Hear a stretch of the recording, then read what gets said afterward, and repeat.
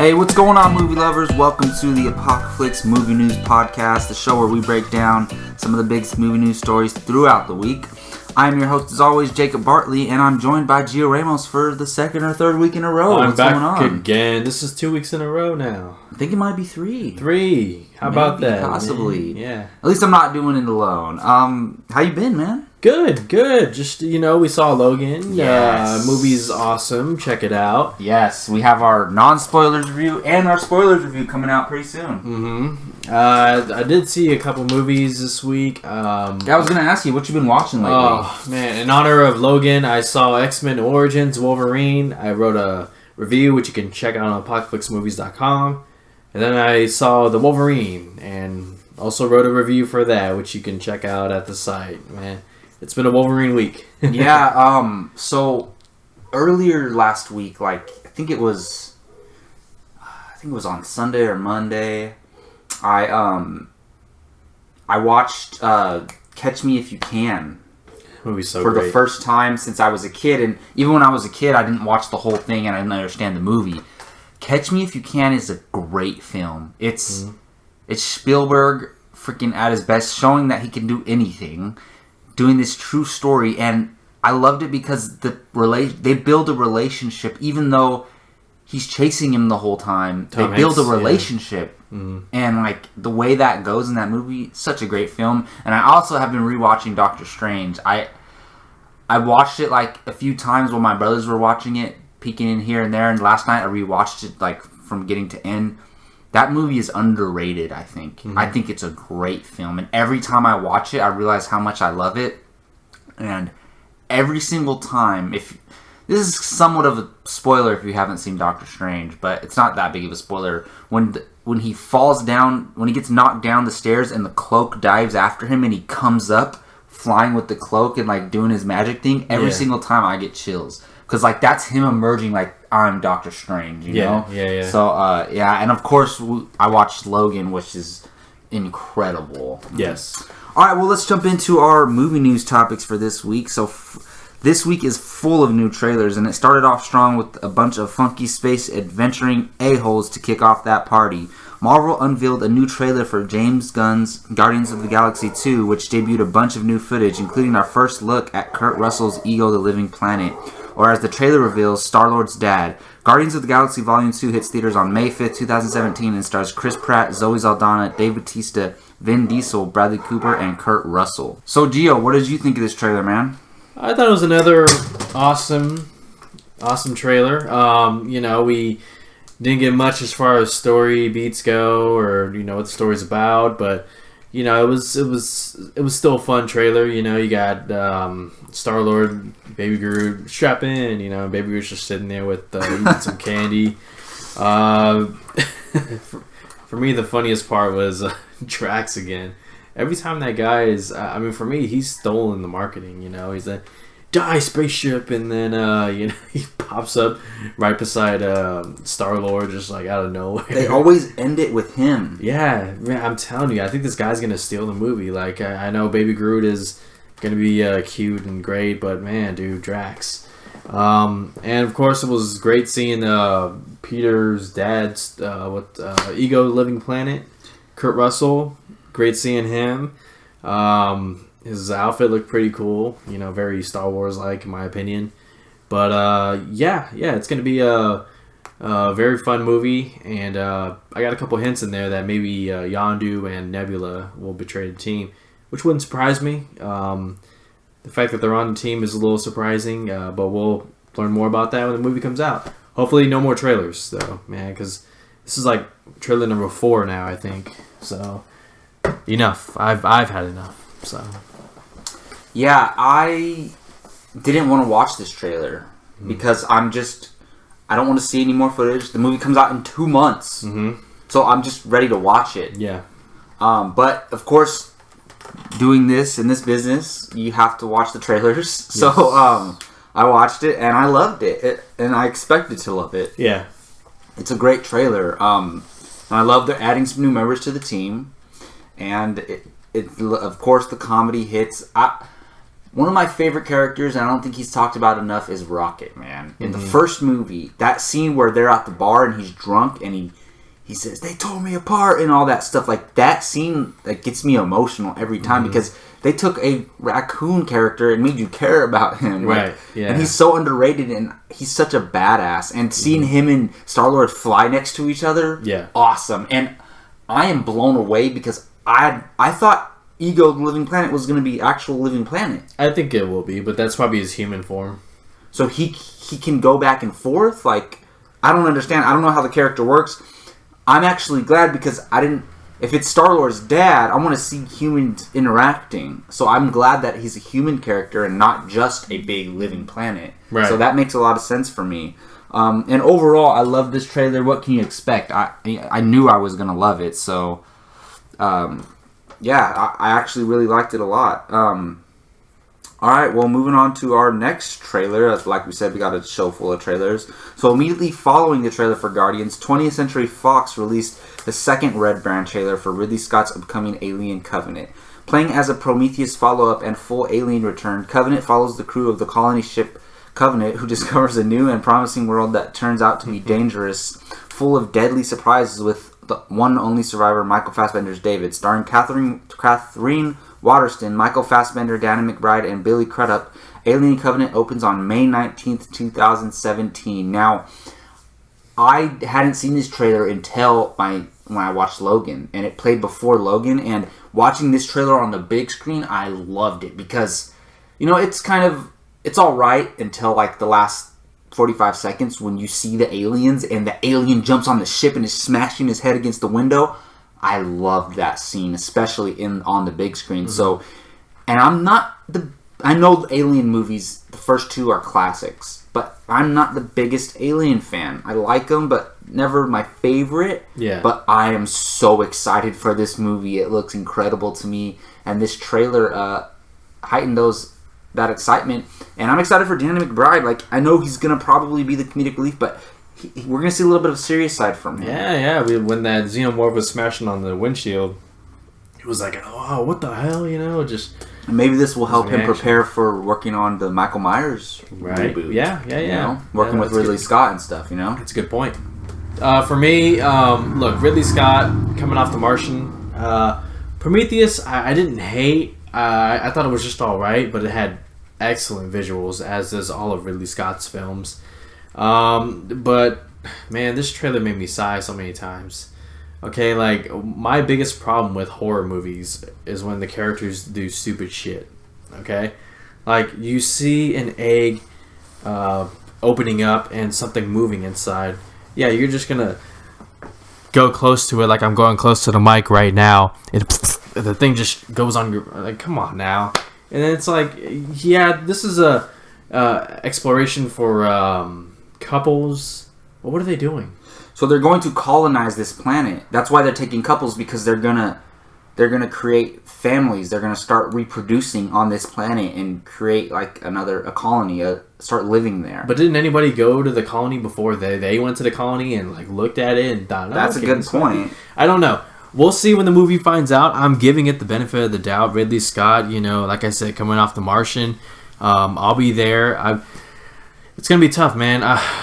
Because I'm kind of expecting more of the same, with people dying and this and that. And Catherine Waterston, she's gonna kill it. I know she'll do great, and Michael Fassbender, of course, he's always great. But I don't know, man. Like, it's going to be tough beating the first two films, especially Aliens, which I really love. It doesn't have to, though. Well, I mean, like, living up, like, what are you going to do next? Like, you're going to give us another Alien movie, but what fresh ideas are you going to bring to it? Well, we'll see. I don't know. Like, I'll give it the benefit of the doubt. I'll be there in theaters, but I don't know. Like, well, for me, look, I was never excited for an Alien movie. Mm-hmm. So for me to be excited, that's a big deal to me, because these trailers have got me looking forward to this movie. Sure. And Ridley Scott coming off The Martian, like, he proved he still got it. Yeah. I believe it was nominated for Best Picture.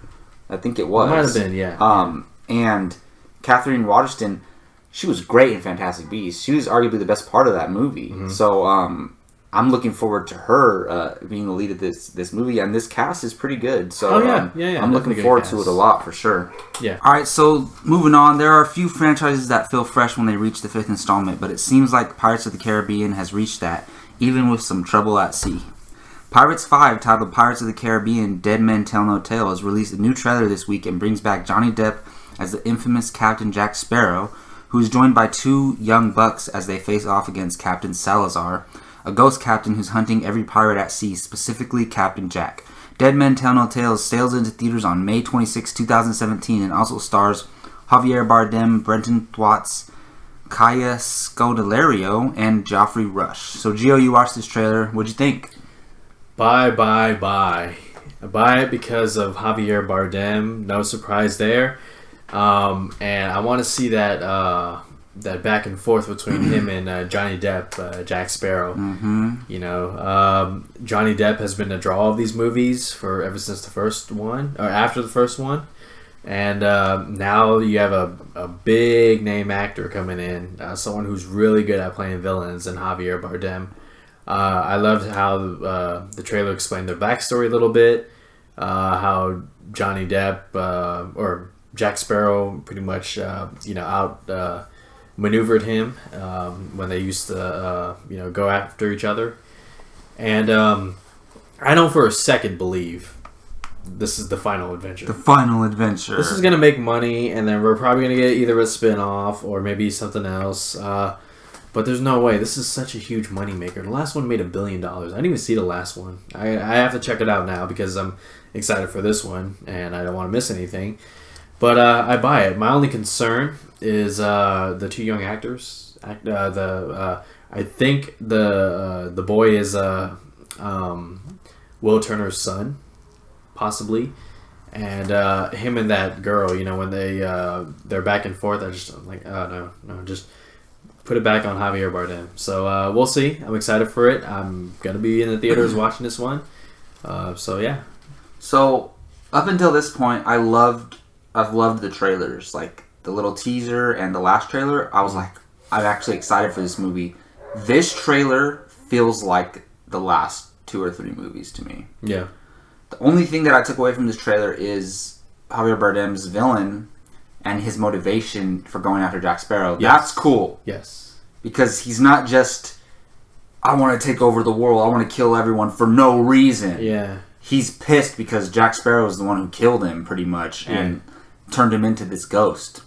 So, that's cool. Everything else felt like 2, 3, and 4, and 5, whatever, how many ever there been. The shark jumping over them. And I get it. No matter what, you're going to have Captain Jack Sparrow doing this comedic thing, but you can do that without making it feel like slapstick comedy. And I'm like, the no pants thing, and like, just... It lowered my excitement. I was actually excited for this movie, and now I'm back to earth. Like, okay, shouldn't be that excited. I still want to see it in theaters. It's a huge spectacle film. It could be great. It could be good, even if it's good and it's just visually pleasing. It could be fun. Yeah, exactly. Yeah, I'm not looking for Logan depth in this movie. You know, like I'm looking for Fast 7 fun type of fun. Yes, you know, yes. Like that's what I want from this movie. If it can do that without being bad. And like you said, those 2 younger characters, that's what worries me. That's what makes it feel like the last ones were like, I don't care about what's going on. But we'll see. Hopefully Javier Bardem and Johnny Depp will make up for that. Yeah, I think so. Yeah. Alright, so in an attempt to gain excitement for the upcoming comedy, Warner Bros. Released the official Red Band trailer for the big screen adaptation of Chips, starring Dax Shepard and Michael Pena. The remake follows a former professional motorcycle rider and an undercover federal agent investigating a multi-million-dollar heist that may be an inside job inside the CHP. Also starring Vincent D'Onofrio and Kristen Bell, Chips rides into theaters on March 24th, 2017. This trailer is just... it might be worse than the last one. I don't Man, and look, I like Dax Shepard. It's not funny. I like Dax Shepard when he's in his movies, like in supporting roles and stuff, in comedies. I don't know what's going on with this movie. And I love Michael Pena. He's freaking awesome. He's so great in Ant-Man. Yeah. What? I don't understand this movie. It seems like and this is said over and over again, but it feels like a skit that was like drawn out to be a movie, you know, like a 5-minute Saturday Night Live skit, and they dragged it out to be this 2-hour film. And there's like 1 or 2 things that make me laugh, and everything else is just crude and disgusting and just not funny at all. Like I'm like stone faced watching this trailer. Right. It just looks really bad, and I feel like they've shown way too much. We know what this movie's gonna be like now. Like we've seen all the big jokes, and I feel like the rest of the jokes are gonna be like action oriented, like people getting smashed by a car, or like stuff like that. So like I'm not looking forward to this movie at all, even though I like the 2 actors. Like if I heard Dax Shepard, Michael Pena doing a buddy cop comedy, like if I just heard that, I would be excited. But I'm not excited after watching this trailer. It's terrible. Yeah. Look, Jacob, we are both film fans. You know, we both believe that a movie deserves to be experienced in a theater on the big screen. You know, in a dark room. That's the best experience. You know, but I cannot wait to skip this movie. I can't wait to watch Power Rangers. Instead. I'm so excited for Power Rangers. Seriously. Comes out the same day. If I have to do a double feature and the movie theater comped my second movie, I would watch Power Rangers and then maybe Logan again. You know, I would not watch this movie. I can't wait to buy it on Redbox. You know, and just hate watch it. Yeah, hate watch it. You know, throw it on in the background while a party's going on. You know, just something else. But man, I don't know. I've never been the biggest Dax Shepard fan. I think he was in that Employee of the Month movie, right?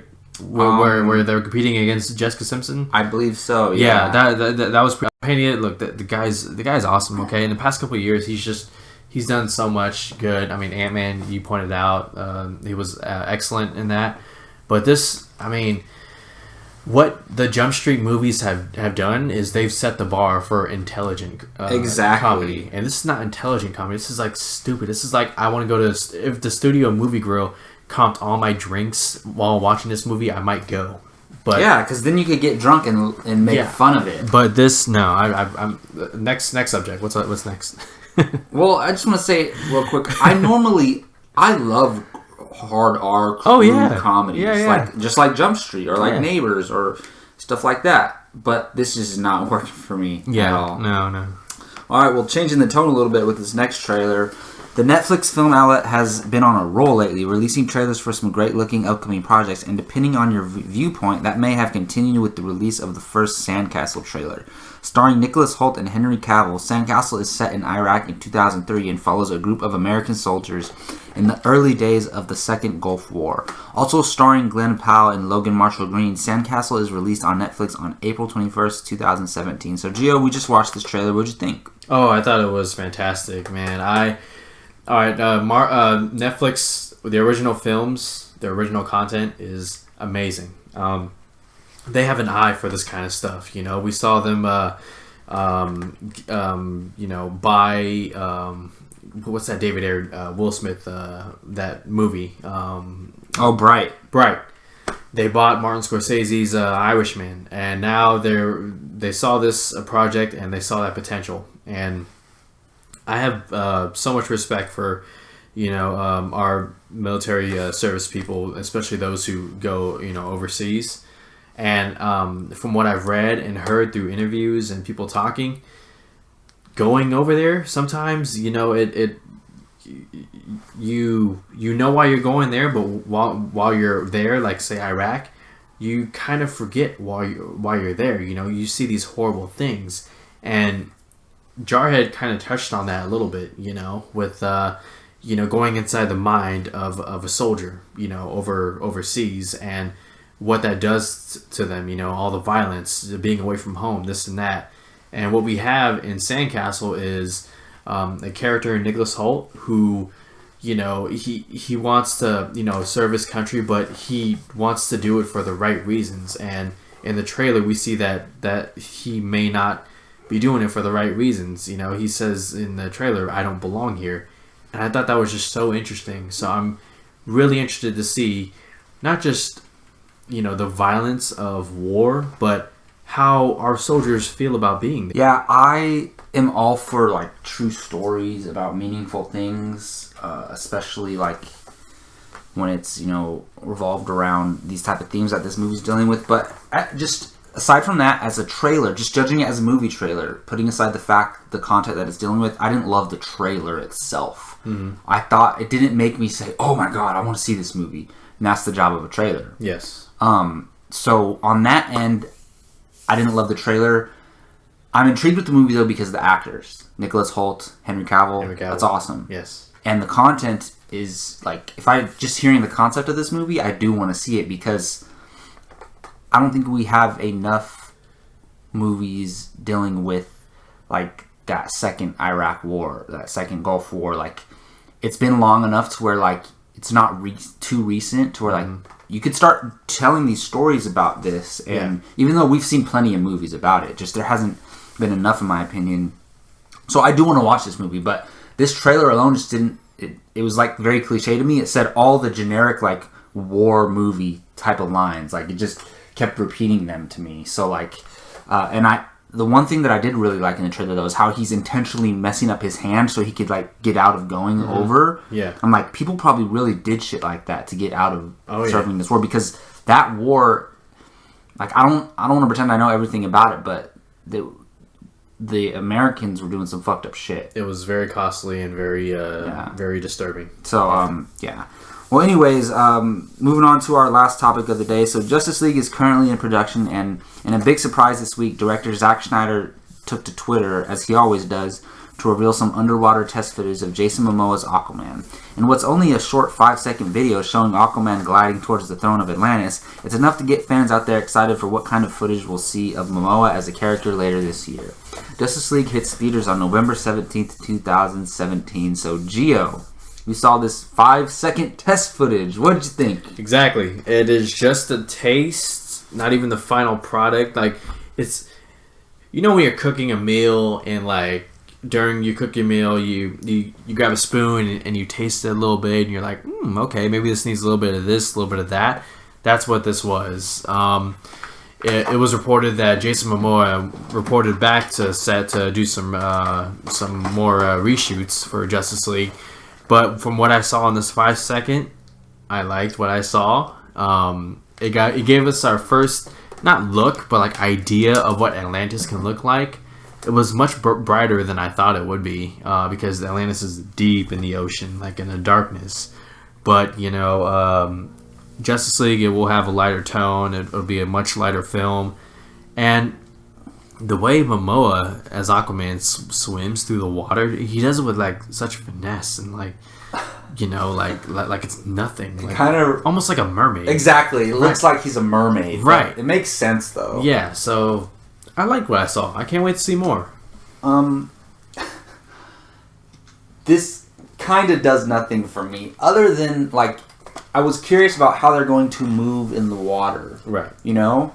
And there's kind of no other way to move in the water other than like a mermaid, you know? Yeah, yeah. And it looked very elegant though in a way. Mm-hmm. But also I think we will see, like, you remember in the Justice League or in the Batman v Superman, the little footage that they showed of Aquaman, and he booms out of there. Like, we're gonna see that too, where he supersonic speed. Yeah, so that we're definitely gonna see stuff like that. But I think like when they're just slowly moving around Atlantis, they're gonna be moving elegantly like mermaids, and that's cool. I mean, and you're right, it is brighter than like what you would expect, but at the same time, it's not gonna be pitch black, you know, like because you have to be able to see them. Yeah, I'm just curious how the talking's gonna work. That's the next thing like, I want to see. Does the water affect the way their voices sound or not? Like, it's going to be so weird. Or are they like telepaths? You know, they talk with their... But then their mouths won't move. It's going to be very interesting to see. But this footage alone, I didn't love or hate it. You know, it's like... It's cool, but it doesn't really get me excited. I don't think they benefited from releasing this, honestly. Well, you know, everyone's like, Zack Snyder, give us a trailer, this and that. And yeah, he gave us a trailer for Batman v Superman, which, I mean, he has say in it, but it's also the marketing team and the studio, too.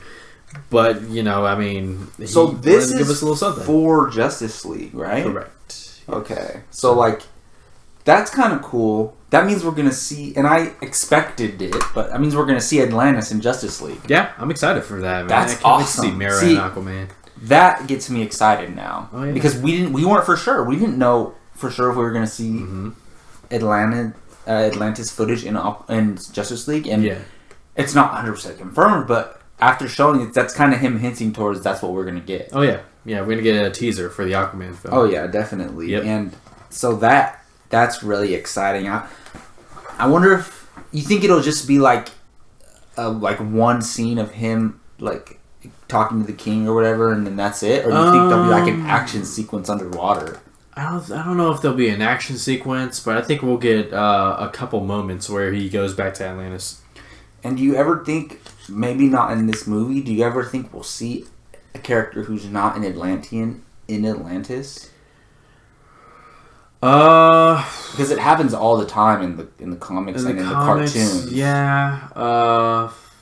It's tough to say. Maybe Batman takes a submarine down there.